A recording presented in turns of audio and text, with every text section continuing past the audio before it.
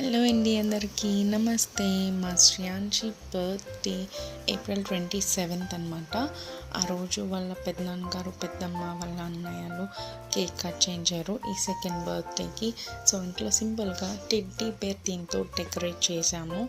So నేను మా tuition పిల్లలు కలిసి డెకరేట్ చేసామన్నమాట. ఏదో మాకు తగినట్టు సింపుల్గా డెకరేట్ చేసాము. సో టెడ్డీ బేర్ థీమ్ ఎక్కడ దొరకలేదు, ఒకటైతే మీషోలో దొరికితే అది ఆర్డర్ ఇచ్చామండి. సో ఇక్కడైతే హ్యాపీగా కేక్ కట్ చేయించారు అండ్ కేక్ కూడా తినిపించారు. సో మా శ్రేయాన్షి కూడా ఏమీ తగ్గలేదు అని చక్కగా అందరికీ కేక్ పెట్టిందనమాట.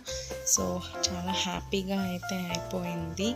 సో మీ అందరి ఆశీస్సులు కూడా మా శ్రేయాన్షి మీద ఎప్పుడూ ఉండాలని, తను ఎప్పుడూ హెల్తీగా, సేఫ్గా, హ్యాపీగా ఉండాలని నేను మనస్ఫూర్తిగా కోరుకున్నాను. మీ అందరు కూడా కోరుకోవాలని నేను కోరుకుంటున్నాను.